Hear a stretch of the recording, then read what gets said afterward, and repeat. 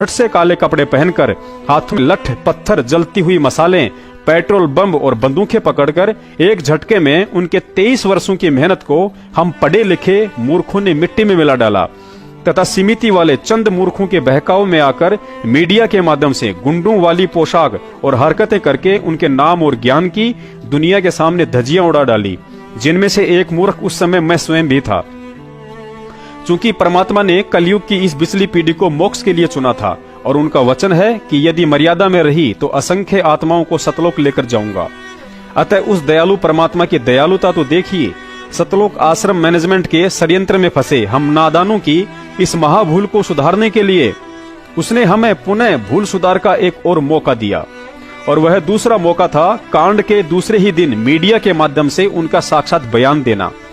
Jail जाते जाते भी हमें कॉल एजेंटों से सावधान रहने के लिए उन्हें सारी सच्चाई बतानी पड़ी, और हम मूर्खों के लिए एक संदेश छोड़ गए कि जिस मनवश सतलोक आश्रम मैनेजमेंट और राष्ट्रीय समाज सेवा समिति के बहकाव में आकर तुम लोगों ने मेरी कथनी पर न चलकर उनकी करनी को श्रेष्ठ मानकर भक्तों के लक्षण त्याग कर जो ज्ञान विरुद्ध हरकतें की हैं, वह राष्ट्रीय समाज सेवा समिति मेरी नहीं है और मुझे भी आश्रम में रोक रखा था। इल्जाम है सर, आपके ऊपर इतने इल्जाम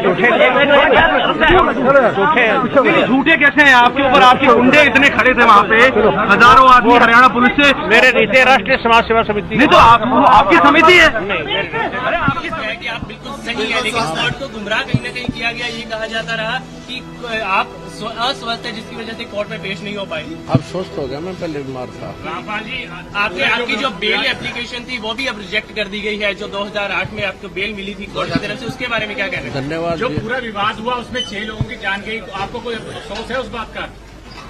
बहुत अफसोस है जी। नहीं, जो आपने अपने अनुयायियों को जिम्मेदार ढाल कौन है बनाया इस चीज़ का? और आप पीछे छुपे रहे, मैंने किसी को नहीं, वो आप सही मानते हैं? मैंने नहीं बनाया किसी को, वो अपने आप ही बन रहे थे, मुझे भी रोक रखा था।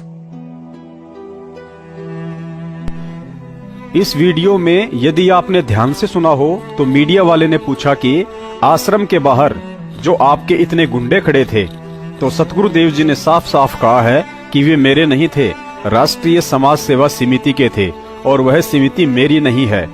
जिन्हें अभी भी अपने गुरु की इस बात पर यकीन ना हो और आज भी राष्ट्रीय समाज सेवा समिति अर्थात सतलोक आश्रम मैनेजमेंट वालों को ही भगवान समझ रहे हैं, तो स्वयं समिति वालों के मुख से ही सुन लो कि समिति किसकी है। दूसरी तरफ उनके समर्थकों के हाथों में हथियार है।